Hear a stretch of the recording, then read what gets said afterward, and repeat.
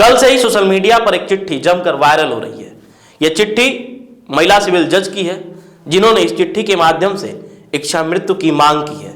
उन्होंने यह चिट्ठी सुप्रीम कोर्ट के मुख्य न्यायाधीश DY चंद्रचूड़ को लिखी है और इस चिट्ठी के माध्यम से उन्होंने इच्छा मृत्यु उनसे मांगी है। उन्होंने बताया है कि किस तरीके से उनके साथ जब वो बाराबंकी में तैनात थी, उनकी पोस्टिंग थी, तो जिला जज उनके सहयोगियों ने उनके साथ उनका मानसिक और उनका शारीरिक शोषण किया है। यह चिट्ठी बताती है कि किस तरीके से भारत में लाखों महिलाओं के साथ उनके वर्क प्लेस पर उनके साथ शारीरिक और उनके साथ मानसिक उनका उत्पीड़न किया जाता है। यह चिट्ठी कुल 3 पन्नों की है। यह चिट्ठी खुद बयां करती है महिला सिविल जज का दर्द। यह चिट्ठी क्या है, पूरी चिट्ठी मैं आपको पढ़ के सुनाऊंगा और इस चिट्ठी के माध्यम से महिला जो सिविल जज हैं उन्होंने अपना दर्द बयां किया है। इस चिट्ठी को पढ़ने और सुनने के बाद आपको खुद लगेगा कि आखिर किस तरीके से भारत में महिलाओं के साथ उत्पीड़न होता है। सोचिए ना, एक महिला जो कि जज है, उन्हीं को न्याय नहीं मिल पा रहा है, तो किस तरीके से बाकी महिलाओं के लिए न्याय की मांग करेंगी, उनके लिए किस तरीके से लड़ेंगे। ये चिट्ठी क्या है मैं आपको सुन के बताता हूं, आप ध्यान से सुनिए। 3 पन्नों में लिखी इस चिट्ठी में महिला जज ने अपने साथ हुए अत्याचार को बयां किया है। 3 पन्नों में लिखी इस चिट्ठी में महिला जज ने अपने साथ हुए अत्याचार को बयां किया है। चिट्ठी को मैं पढ़ के सुनाता हूं। उन्होंने लिखा है कि मैं इस पत्र को बेहद दर्द और निराशा में लिख रही हूं। इस पत्र को लिखने का उद्देश्य मेरी कहानी बताने और प्रार्थना करने के अलावा कोई और रास्ता नहीं है।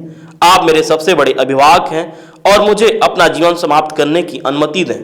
मैं बहुत उत्साह और इस विश्वास के साथ न्यायिक सेवा में शामिल हुई कि मैं आम लोगों को न्याय दिलाऊंगी। मुझे क्या पता था कि मैं जिस भी दरवाजे पर जाऊंगी, मुझे जल्द ही न्याय के लिए भिखारी बना दिया जाएगा। अपनी सेवा के थोड़े से समय में मुझे खुली अदालत में डायर्स पर दुर्व्यवहार सहने का दुर्लभ सम्मान मिला है। मेरे साथ हद दर्जे का यौन उत्पीड़न किया गया, बिल्कुल दोयम दर्जे जैसा मेरे साथ व्यवहार किया गया। मैं भारत की सभी कामकाजी महिलाओं से कहना चाहती हूं कि यह यौन उत्पीड़न के साथ जीना सीखें। यह हमारे जीवन का सत्य है।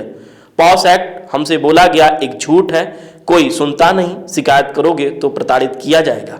आपको 8 सेकंड की सुनवाई में अपमान और जुर्माना लगाने की धमकी मिलेगी। अगर कोई महिला सोचती है कि आप सिस्टम के खिलाफ लड़ेंगे, तो मैं आपको बता दूं, मैं ऐसा नहीं कर सकती। मैं जज हूं, न्याय तो दूर, मैं अपने लिए भी निष्पक्ष जांच नहीं करा सकी। मैं सभी महिलाओं को सलाह देती हूं कि वे खिलौना या निर्जीव वस्तु बनना सीखें।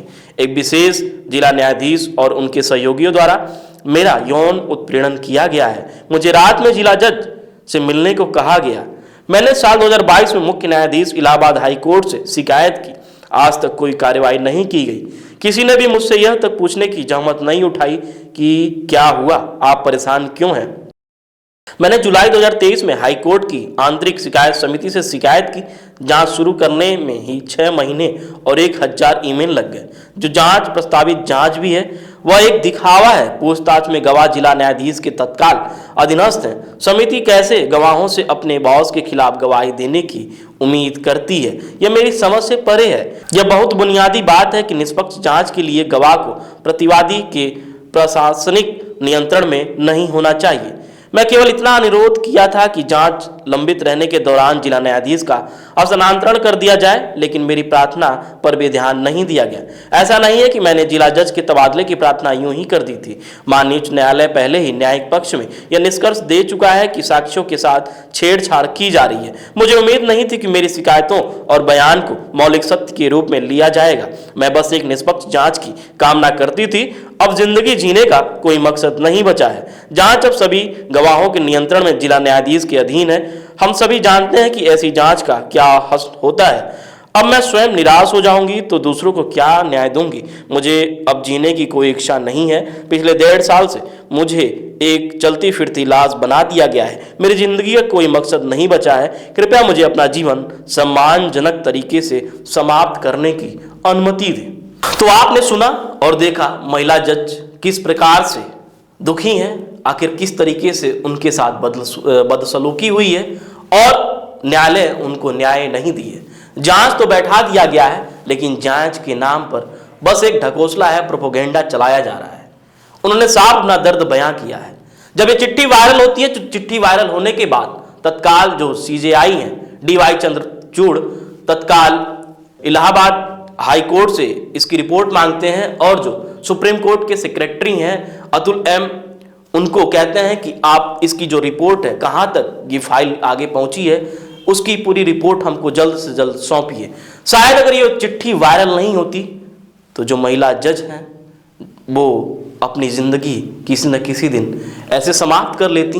अगर वो नहीं भी अपनी ज़िंदगी समाप्त करती तो वो घुट घुट कर जीने के लिए मजबूर करती। ये एक सिविल महिला जज की कहानी है।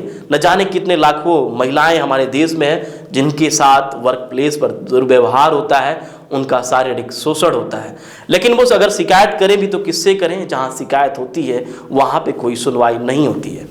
लगातार ऐसी शिकायतें, ऐसी घटनाएं हमारे सामने आती रहती हैं। महिलाओं के नाम पर लगातार जो हमारी सरकारें हैं कितने अधिक वादे करती हैं, दावे करती हैं कि हम महिला सुरक्षा की बात करते हैं, लेकिन आप देखिए एक सिविल महिला जज की क्या कहानी है, क्या आप बीती है।